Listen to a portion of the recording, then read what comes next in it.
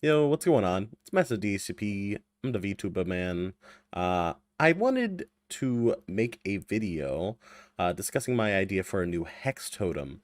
A new hex totem, since boons have fallen into the meta pretty well. We have 4 total boon perks now with Ringu coming out. And I thought, hex totems haven't gotten much love recently. And I thought it was time that we discussed a new way to defend your totems from boons via hex totem. So I came up with a quick draft, 3 drafts actually, of different things to try. My idea for this hex totem is to call it Hex Defender. And the whole idea is to defend both your doll totems and kind of your hex totems from survivors. Most of the time, survivors are going to be blessing your doll totems, let's be real.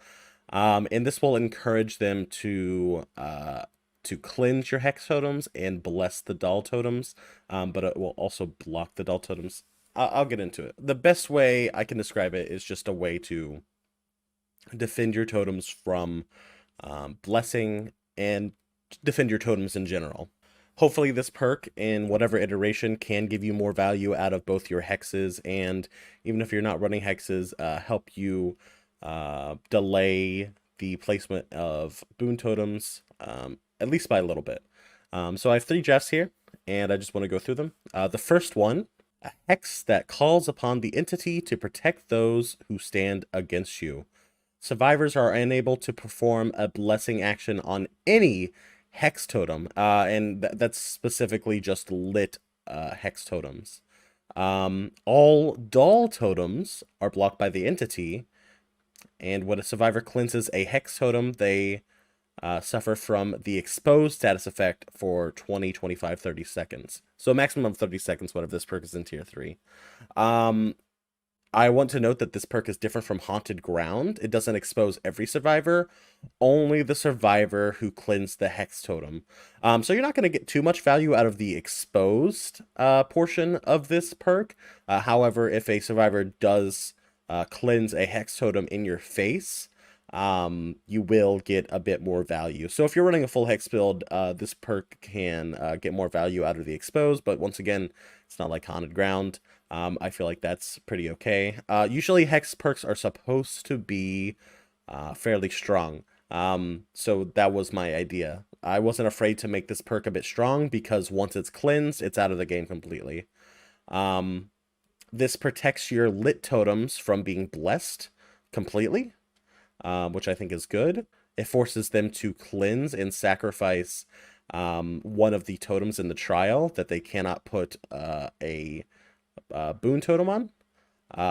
And in the meantime, it protects all doll totems. So it sort of delays the ability to place down a boon, and it also adds a little bit more oomph to your hex totems. I thought this could use a bit of tweaking, which is why I decided to make 2 more iterations after this, with some other ideas, putting other aspects. I believe I kept the exposed, but you'll see what I changed. So for the second one, same deal, but survivors are unable to perform a blessing action on this hex totem, which means that any other hex totem they can perform a blessing on, just this one they will be unable to. Of course, that will make it so you will know which totem is which, but that doesn't matter because if you read the second portion of the text, you're gonna know which totem is which. So all other totems are blocked by the entity, whether doll or lit. They will be blocked. You will have to cleanse Defender first. So it's a bit of like an Undying type effect. However, I feel like this won't be that obvious to the killer. The killer will have to actually search around his hex totems to figure out which one is Defender in order to get value out of it. Maybe a Trapper can set up a trap there, get value out of this. A Hag can set up a Hag trap, but of course you could just crouch over it. Regardless, yeah, all other hex totems are blocked by the entity, and when a survivor cleanses this hex totem, the survivor cleanses the totem suffers from the exposed status effect. Once Defender's cleansed, all other totems are free game, and the survivor suffers from an exposed status effect. I think this is a bit strong, and a bit ambitious, but nonetheless, I feel like this gets the job done, pretty much. It just seems like a stronger Undying at this point that also protects your dull totems, and you don't get the aura reading. It comes with that, that little bit of exposed, but once again, you have to basically be on top of a survivor to get value out of it, even in tier 3. And the final iteration that I have for this perk is survivors are unable to perform a blessing action on any hex totem, much like the first one. That's just applies to lit totems. And it makes it so all totems are blocked by the entity for 120 seconds at the start of the trial, much like Corrupt Intervention, but this is for your totems.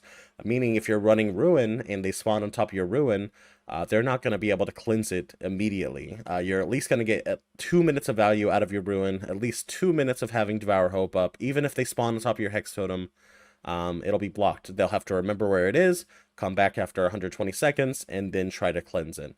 It'll give you a bit more time to try to pressure that area, and I feel like this is just a much better way. This is just a much better way of protecting your hex totems and totems in general. This also delays boon placements by 2 minutes because it's blocking all totems, both dull and lit. And I think overall that's pretty cool. I decided to keep the exposed status effect, so whenever they cleanse this specific hex totem, they will suffer from the exposed status effect for 20, 25, 30 seconds. What I failed to talk about is that after the 120 seconds is up, this totem stays lit, and it just serves as a mini trap totem, a less powerful haunted ground. So after the 120 seconds, it immediately loses most of its power and just becomes a totem that, of course, is going to take longer to bless if they choose to bless it, and it'll expose the survivor. And again, it's hard to get value out of this specific exposed status effect since it's tied to the specific survivor who did the cleansing action, and 9 out of 10 times you're only going to be able to get value out of the exposed status effect if you're on top of the survivor. So I think this is fine. My favorite iteration has to be this one, actually. I love the idea of a corrupt intervention type effect on totems to protect them. And yeah, just overall, I just wanted to come up with a unique idea to defend totems and sort of delay survivors from placing down boons. I know that's like one of the first thing that survivors will do, especially with boon totems in the game, 4 boon perks in total. If you're running boons, you spawn by a totem, you're immediately going to place it down. And then you maybe have 1 or 2 boons that you're already dealing with from the start of the game. This will alleviate that. And in the 3rd iteration specifically, it will make it so you can at least get some value out of other hex totems that you are running in the trial before the entity claws come off and stop blocking them. I feel like this is a good baseline. I feel like I would work off of this and see what other suggestions people have. And just taking this idea and doing something else with it, I feel like would go a long way. And I don't expect this to ever make it into the game. I don't expect this to even see the light of day. I just wanted to come up with a cool little idea that I had specifically. And yeah, that's pretty much it.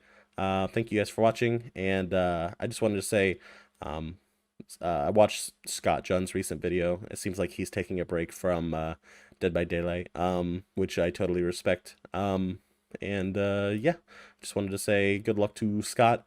I'm not a big fan of Dark Souls or Elden Ring, so but that's what he's choosing to do, and I respect it. So yeah, take care.